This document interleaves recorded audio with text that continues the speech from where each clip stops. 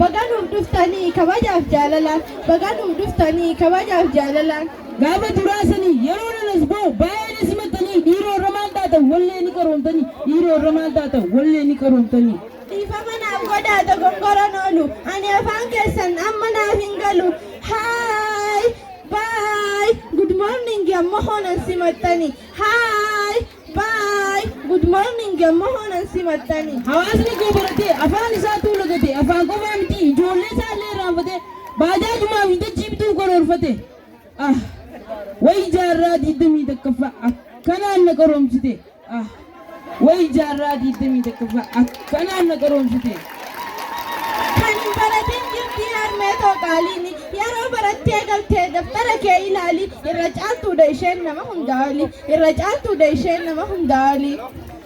yoo baay'ee wanni abbaa kun maaf hin dubbatamu haadhuma qofa hokkuu kan faarfamu akka waan abbaan koo qooda hin qabnetti maaliif ilaalamu anuu siin jira abbaan abukaattoo keeti mee kanas beelaa maruun fardiis dirreenis kunooti mee kanas beelaa maruun fardiis dirreenis kunooti haadhataa deessuu dagalee jiru tiyya galanni kee maali haa ta'u yaa ummi tiyya humaa godhuun danda'u rabbumattiin oliyya humaa godhuun danda'u rabbumattiin oliyya garatti baachuu baattus rabbiin sirra kaa'ee dirqama dachaati haati manaa hirkoo jiruu teeti ummii tiyya bar jaalallee teeti kunuunsitee qabuun dirqama keeti erga rabbiiti sumaani jiruun ishee fi ilmaan keeti erga rabbiiti sumaani jiruun ishee fi ilmaan keeti namu siingitu harmee rabbii guddaan dubbate jireenya keenyaafis baay'ee kan yaaddoyte ammaa miti barosuma ulfaa garaa qabdu fedhii tattee malee haroo kan nyaattu ana ulfaa garaa jiruuf kan kana gootu yeroo dafumsa dhala jabduu kan cimiinfattu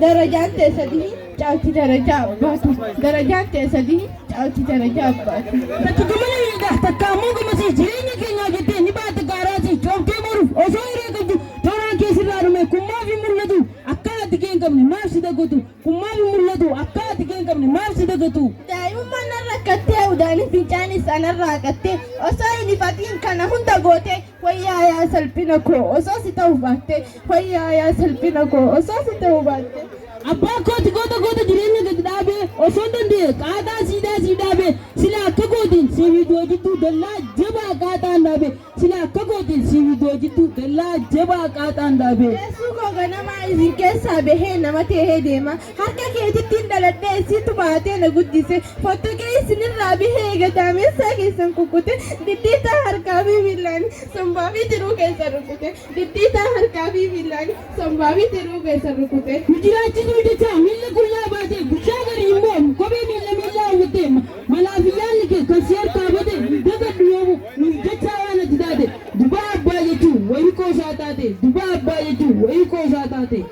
hedduu si darare waan ittiin si qixxeessuu hin argu yoomillee yeroo imaltan karaa duutti koo osoo tahe isiniif daandii garaagaraa duutti koo osoo tahe isiniif daandii garaagaraa qalbiin keessan hin cabe isinitti hin dhufin gaddiif boqonnaan jiraadha akkanii guyyaa gammada kan isin miidhu bolkoo humnaaf irree eeggatee rabbiin qilee haa buusu allayyatti darbe rabbiin qilee haa buusu allayyatti darbe hamataa fi hamattuu kan sitti yaadu balaa rabbiin humna qabu isaa godhu baala lafti isiniif haa bariitu dukkanni kun isaa dabru kan boolla isiniif hawwe boollatti isaa darbu kan boolla isiniif hawwe boollatti isaa darbu waan nu dhaggeeffatanii baay'ee galatooma maqaan kiyya Sumayyaa Biyaan jedhama kutaa 5ffaati maqaan kiyyaa Samaarii Jamaalaa jedhama kutaa 4ffaati